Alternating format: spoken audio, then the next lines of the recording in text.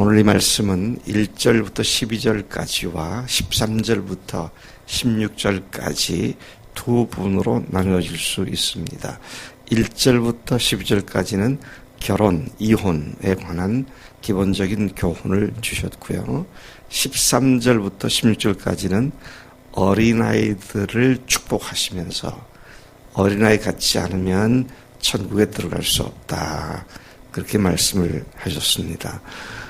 양쪽 이 두 이야기 모두가 가정 생활과 관계가 있는 말씀으로 이해가 됩니다.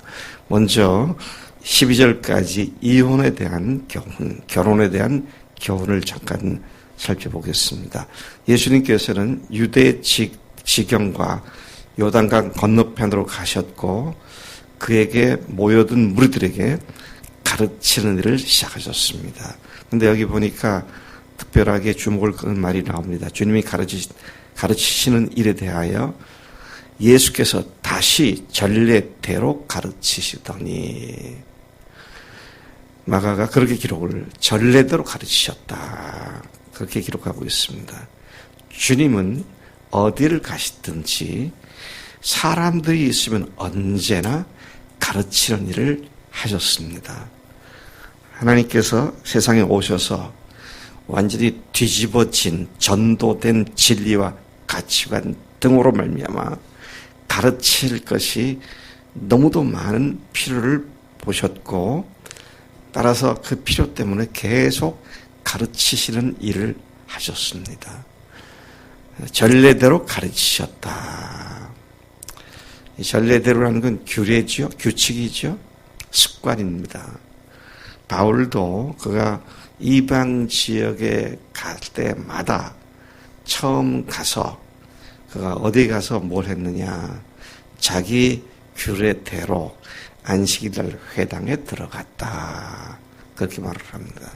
전례대로, 규례대로 또는 습관대로 규칙적으로 일정하게 행하는 것의 중요성을 이야기하고 있습니다. 고넬료의 경우에도 제9시 기도 시간에 기도할 때 그가 계시를 받게 되었던 내용을 우리가 잘 알고 있습니다. 자, 그리스도인들의 삶이 하나님을 사랑하고 섬기는 일에 규칙적인 일정하게 규례대로 행하는 것이 굉장히 중요하다는 것입니다. 근데 지금은 비상사태입니다. 주일 예배도 제대로 못 드리고 또 수요 기도에도 잘 못 드리고 파이너셀 모임도 제대로 못 갖고 규례가 다 지금 중단된 상태입니다.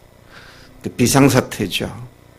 자, 그런 상황에서 우리가 정신 똑바로 차리고 주님께 매어 달리지 않으면 얼마든지 마귀의 먹잇거리가 될 수가 있다는 사실을 생각해야 할 것이다 하는 것이죠.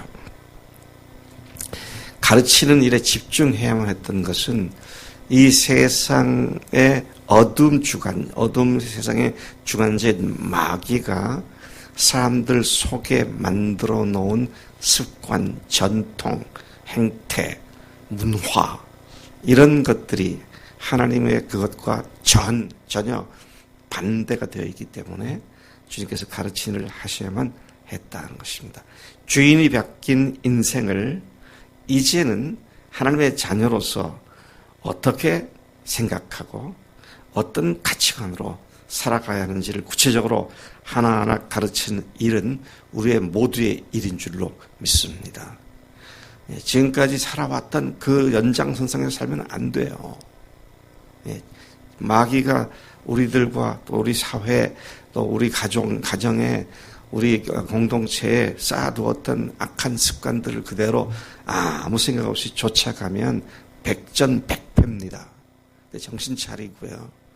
이것이 주님께서 말씀하시는 것과 어떤 관계가 있는가 잘 살피는 것이 너무도 중요한데 그 일을 제대로 할 수 있도록 우리는 기회가 있을 때마다 가르치는 일을 해야 합니다.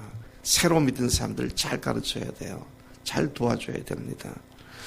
2절에 보니까 이때 바리새인들이 예수를 시험하여 사람이 아내를 버리는 것이 옳으니까 이혼하는 게 옳으냐 나쁘다, 잘못된 거냐 잘된 거냐 그렇게 질문을 하죠. 그래서 예수님께 되묻습니다. 모세가 뭐라고 기록을 했느냐, 성경이 뭐라고 말하고 있느냐. 다시 그들이 대답하기를 모세는 이혼 증서를 써주어 버려도 된다, 그렇게 얘기를 했습니다. 자, 그러자 주님은 다시 5절에서 너희 마음이 완악함 때문에 이 명령을 기록했지만 그건 원래 하나님 뜻이 아니었다. 너희들이 워낙 악하니까 그렇게 쓴 것일 뿐이지만 6절 보니까 사람을 남자와 여자로 지으시고 7절 그러면 그 사람이 부모를 떠나서 둘이 한 몸이 되었기에 이제는 둘이 아니요 한 몸이다. 그러므로 9절 하나님이 짝지어 주신 것을 사람이 나누지 못할지니라고 단정적으로 말씀하셨습니다. 뭐 이런저런 이유가 있겠지만 그러나 하나님이 짝지어 주신 것을 사람이 나누지 못하는 것이 하나님의 뜻입니다. 자, 그래서 우리 여기 청년들 결혼 대상자를 누구랑 결혼할 거냐, 이게 너무 중요한 거예요. 한 번 하면 물르지 못하는 것이 하나님의 뜻이다 보시죠.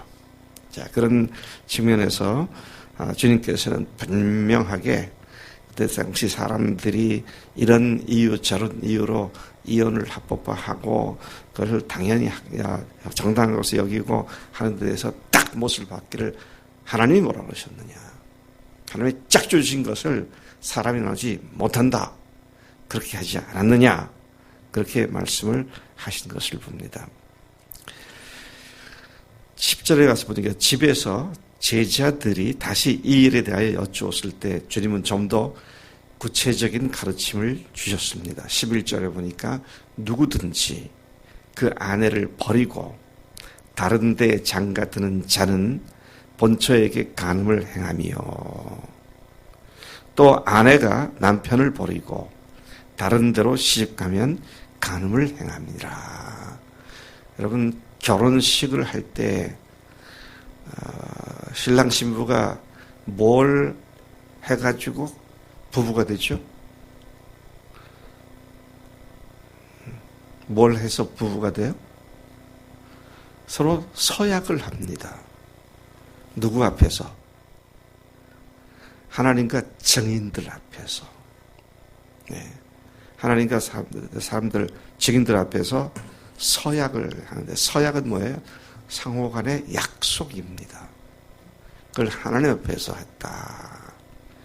근데 그걸 내가 좀 수틀린다고 그만두고 이혼을 한다면 하나님을 무시하고 하나님의 권위를 업수이한 것이 되어버리죠.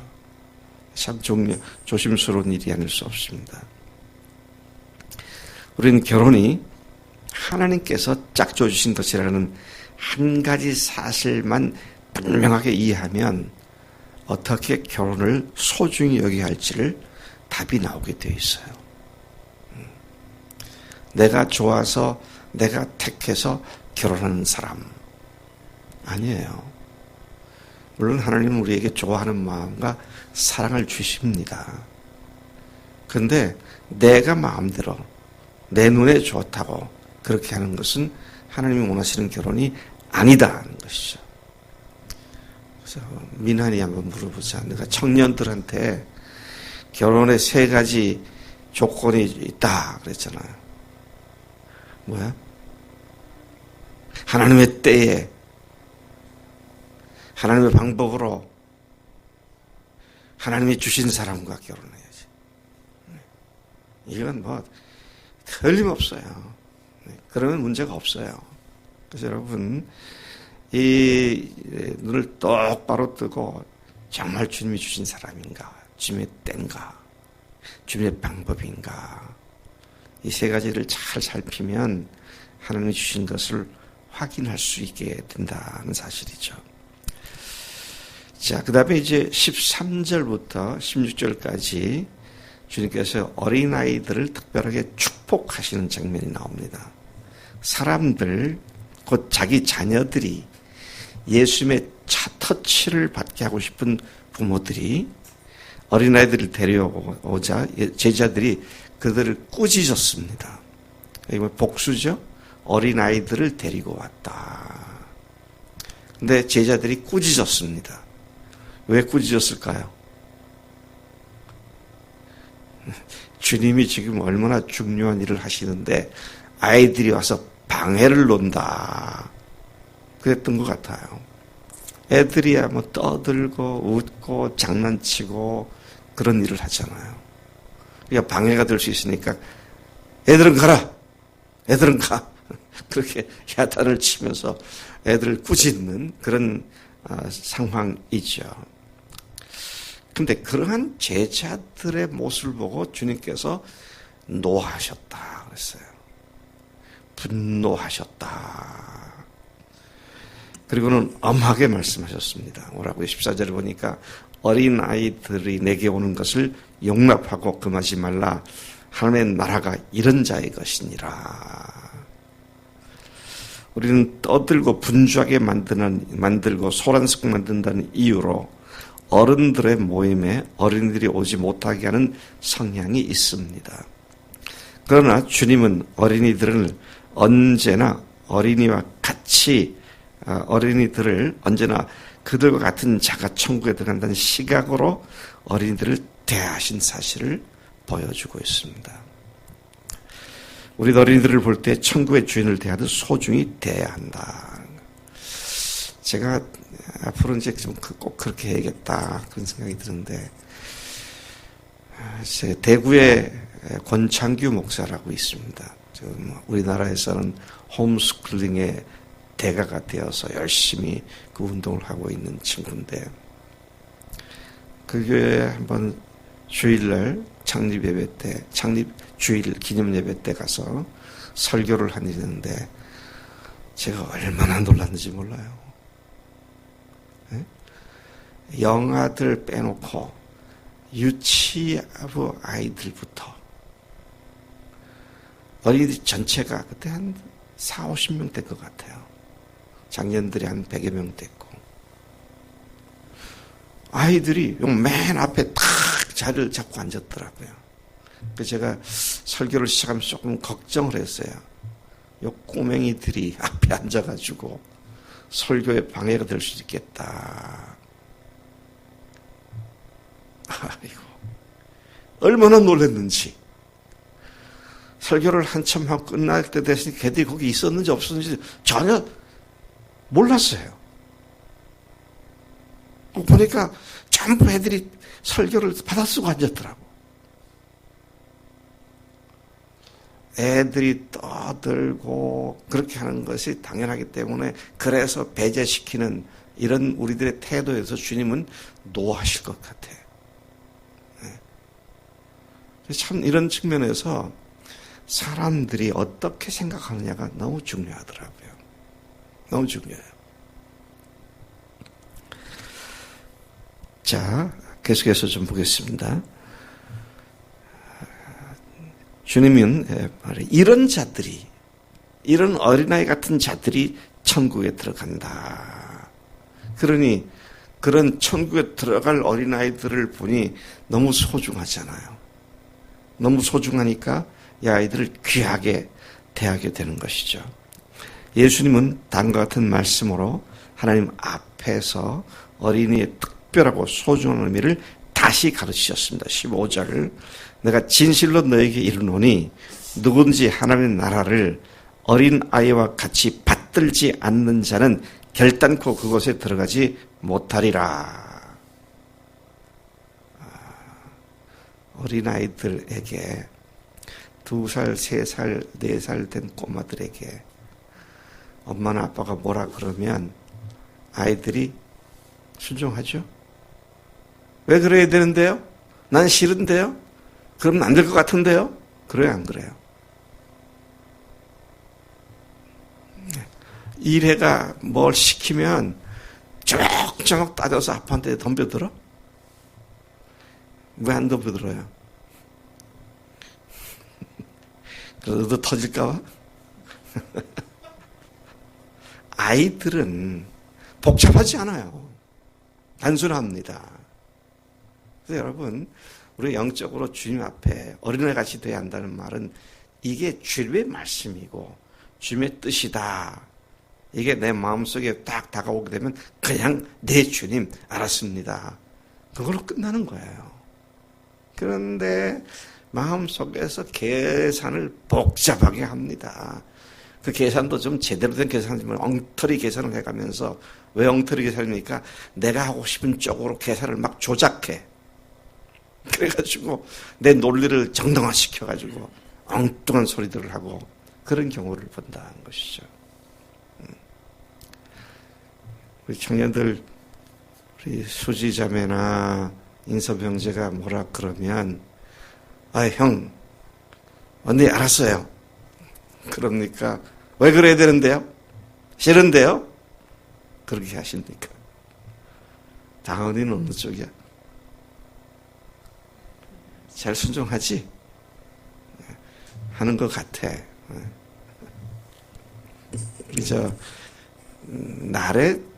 나래가 수지자매하고 나이가 같은가? 그런데도 뭐 리더라고 깍듯이 대하고, 그게 천국을 누릴 수 있는 사람의 조건인 것이죠. 여러분, 네 생각하고 내 생각하고 다르다. 네 판단하고 난 달라. 난 내 멋대로 할 거야. 그러면 거긴 하나님의 통치가 있을 수가 없어요. 목사가 뭐라 그래도 그 목사님은 따위 생각하지만 어쩌고 하면 그 사람은 천국을 모르는 거예요. 예? 아까도 얘기했듯이 세상의 가치가 다 전도되어 있어요. 뒤집어져 있어요. 근데 영적 리더들이 새로 믿거나 영적 어린 사람보다 먼저 시야가 넓어져 있잖아. 더 보는 게 있잖아요. 그래서 그 말씀과 그 뜻을 가지고 쫙 살폈을 때, 이건 아니다. 이것에 결국은 마귀가 속이는 거다. 이런 걸 알기 때문에 경고를 하고 그렇게 하지 말라고 권고하는데, 나는 그렇게 하면 좋을 것 같아. 그러니까 막 여러 가지 이유를 대가면서 그렇게 하는 것이 어른들이에요. 그렇게 하지 않는 것이 어린아이들이고. 여러분들 어른입니까? 어린아이들입니까?